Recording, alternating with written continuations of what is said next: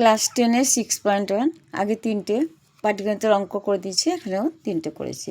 এই কোশ্চেনটা দিয়ে দিয়েছি, রহমত চাচা বার্ষিক এত চক্রবৃদ্ধি হারে সুদে কিছু টাকা সময় ব্যাংকে জমা রেখে 2 বছর পরে সুদে আসলে এত টাকা। মানে এখানে অ্যামাউন্ট বলে দিয়েছে আর বলে দিয়েছে আর এর মানে পার্সেন্টেজ, আর বলে দিয়েছে এন মানে বছর। তাহলে কি বলেনি? পি বলেনি, মানে আসল কত টাকা তিনি রেখেছিলেন। তাহলে মনে করি ব্যাংকে কত তিনি এক্স টাকা জমা রেখেছিলেন। পি ইকুয়াল টু এক্স ধরে নিলাম, R equal to 9%, N equal to 2 বছর, আর এ ইকুয়াল টু এই টাকা। তাহলে আমার কি করলাম, চক্রবৃদ্ধি সূত্রে বসালাম A equal to P into 1 plus R by 100 to the power N. এর মান বসালাম, পি এর মান বসালাম, আর এর মান বসালাম, এন এর মান বসালাম। তাহলে আমি এক্স ইকুয়াল টু কত পাচ্ছি, ক্যালকুলেশন করলাম। কি করলাম, এইভাবে করে আমি x equal to A into, এটা যোগ করলে কত হবে 109। তাহলে 100, এটা কী হবে এক্স এদিকে আছে, তাহলে এক্স এদিকে থাকলে এক্সটাকে আমি বাঁ দিকে নিয়ে নিয়েছি। তাহলে আমার ক্যালকুলেশন করলে এইটা ইকুয়াল টু এটা লব হরটা লব হয়ে যাবে, লবটা হর হয়ে যাবে।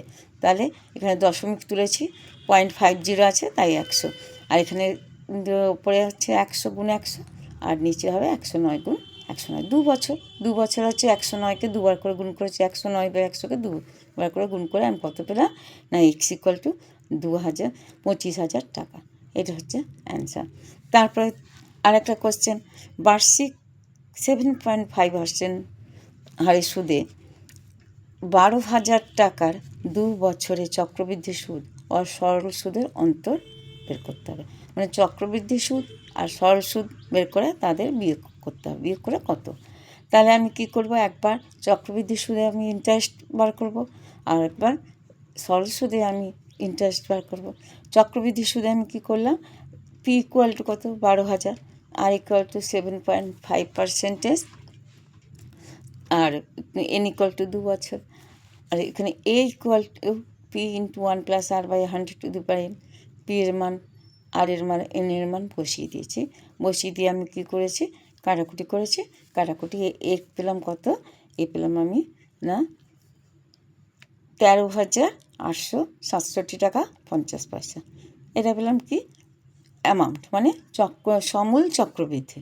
তাহলে আই ইকুয়াল টু আমি বার করবো, আই মানে সরল সুদ। পি আই ইকুয়াল টু কি না পি আর টি বাই 100, আমি মান বসিয়ে দিয়ে কত পেলাম 1800 টাকা। তাহলে সরল সুদ হলো কত আমার 1800 টাকা। আর চক্রবৃদ্ধি সুদ কত হবে না এ মাইনাস পি। তাহলে এ কত আমি এখানে পেয়েছি, আর পি বলে দিয়েছে 12,000। তাহলে আমার কত হলো না 1867 টাকা 50 পয়সা। তাহলে আমার অন্তর কত হবে না 18,750 টাকা 50 পয়সা বিয়োগ 1800 সমান 67 টাকা 50 পয়সা। সবসময় চক্রবৃদ্ধি সুদটাই বেশি হয়, সরল সুদ কম হয়।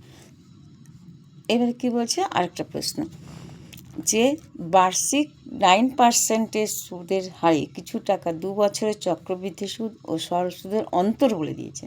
এখানে কি করেছে, আগের প্রশ্নে না অন্তর বের করতে হয়েছে, আর এখানে অন্তর বলে দিয়েছে। তাহলে আমার কী করতে হবে, আসল পি মানে টাকাটা বের করতে হবে, মানে পি এর মানটা কত। তাহলে আমি এখানে কি করব, R equal to 9, N equal to 2, P equal to X, এটা ধরলাম। আসল টাকা যেহেতু বলেনি, তাহলে ওই টাকার পরিমাণ মানে এক্স এখানে ধরলাম। এখানে সরল সুদ বের করে নিয়েছি, I equal to P R T by 100। তাহলে এক্স ইন্টু 9 ইন্টু 2 বাই 100 সমান কত হলো 18x/100 টাকা। এটা কী হলো সরল সুদ মানে আই। আর এখানে আগে অ্যামাউন্ট বার করতে হবে আমাকে, মানে সমূল চক্রবৃদ্ধি কত হবে না সমূল চক্রবৃদ্ধি, এই যে আমি পেয়েছি আই ইকুয়াল টু, তাহলে সমূল চক্রবৃদ্ধি কত হবে এ মাইনাস পি।